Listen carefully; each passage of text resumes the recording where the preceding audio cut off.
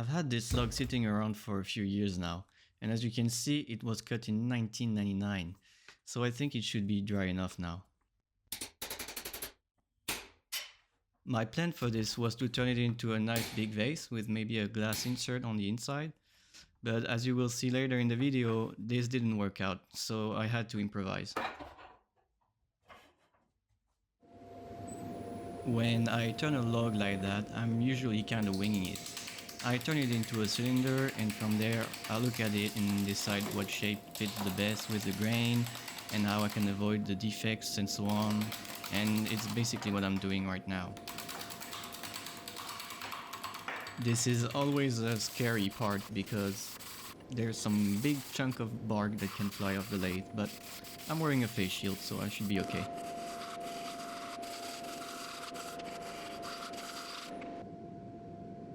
I also like to make the end square and true to remove as much unbalanced weight as possible, so I can run the lathe faster and not worry about it walk all over the place from vibration. And then using a hammer to smash the remaining bits so they don't come flying to my face when I turn on the lathe.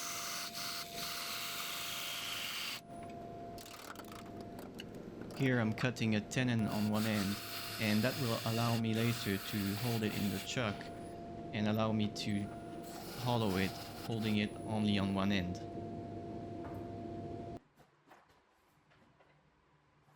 Through the magic of editing, you can't see that it took me 8 minutes to cut this off, because looking at those teeth, it looks like my saw is from England. I am desperately looking for a new shop at the moment, and one of the things that I would really like to have in the new shop is a dedicated room just for the lathe, because look at this, it just makes a mess everywhere. After a big turning session, I have to clean under the workbench and in tool crates, bags, everywhere. You probably noticed by now that this log is full of cracks, and I knew that when I started, but up until then I was stuck in first stage of grief, which is denial. And right there I'm at stage 3, bargaining. I'm thinking, well, if I change the orientation and maybe glue the insert, it will work. But I realized that if I was to hollow it like this, there would be nothing left holding it together and it probably would explode in my face. And I don't want that to happen.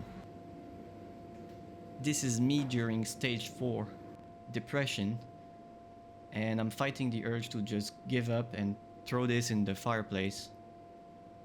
But I decided I'll try to make something else out of it. And also I remembered I don't have a fireplace.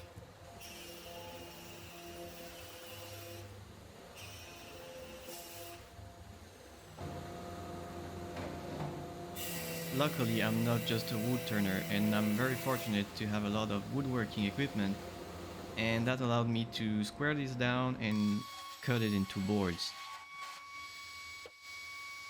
My idea was then to turn it into strips and make a segmented vase like I did a few times on this channel, but I would have lost a lot of material trying to avoid all of those cracks.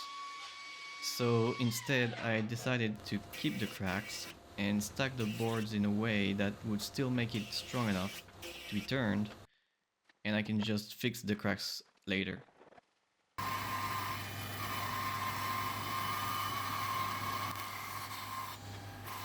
Here I'm cutting each layer in 2 halves and then gluing them together and 2 by 2 in opposite grain direction, kinda like plywood to make it stronger.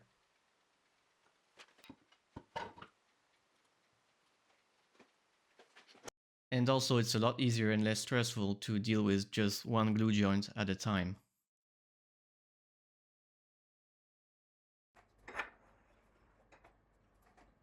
While this was drying, I turned a sacrificial block on the lathe and then glue this on the bottom of the bowl. This will allow me to hold the bowl on the lathe, and when I part it off at the end, not waste any of the material.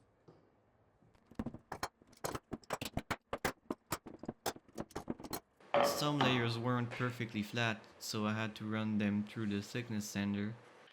This way it ensures that there won't be any gaps between the glue joints on the finished product.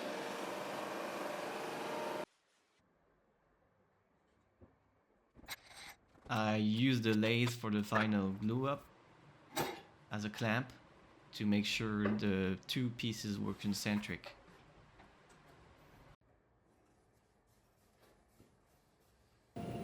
And finally we're back on the lathe and I can start turning again.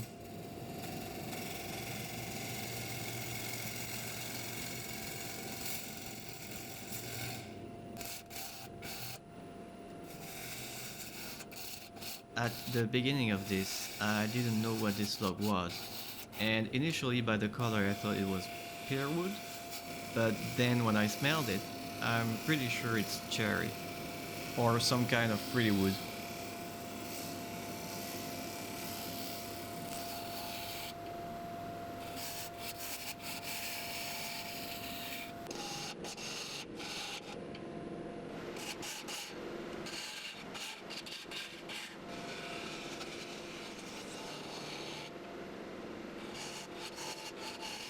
Based on some of the comments I get, some of you are probably screaming behind your screen, "Don't turn with gloves on, are you stupid or something?"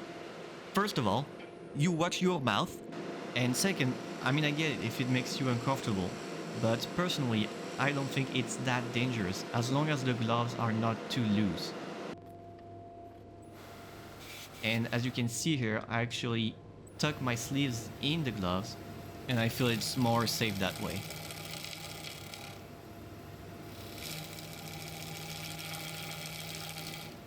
And lastly, if you are a wood turner, you probably know that those shaving can get extremely hot, and sometimes it feels like 1,000 tiny little needles stabbing your hand.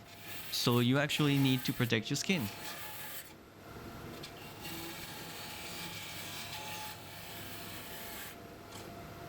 But that is my personal opinion, and you do whatever makes you feel safe or comfortable in your own workshop. I'm just a French guy making a YouTube video. I don't necessarily know more than you.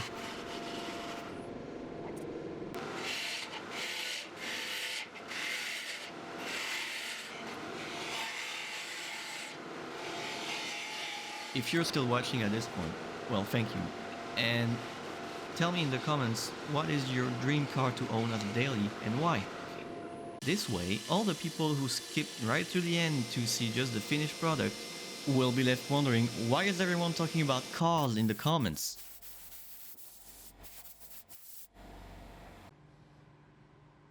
And now I have to deal with those cracks.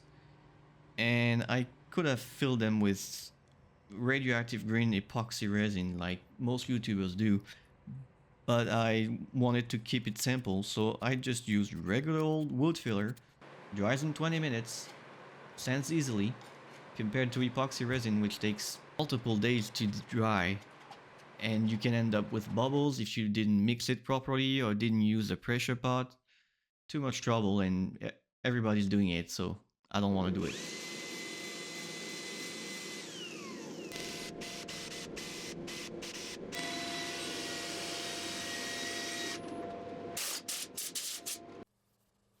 For the finish, I applied 3 coats of oil-based food-safe finish. So this will be perfect for a salad bowl or some kind of fruit dish.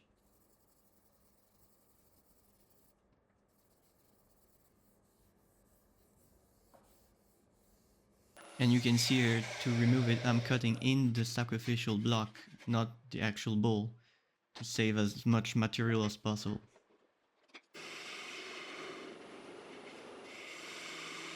In the end, I'm super happy I went through with this, because the figure that was hiding inside of this log was revealed through the cutting process I use.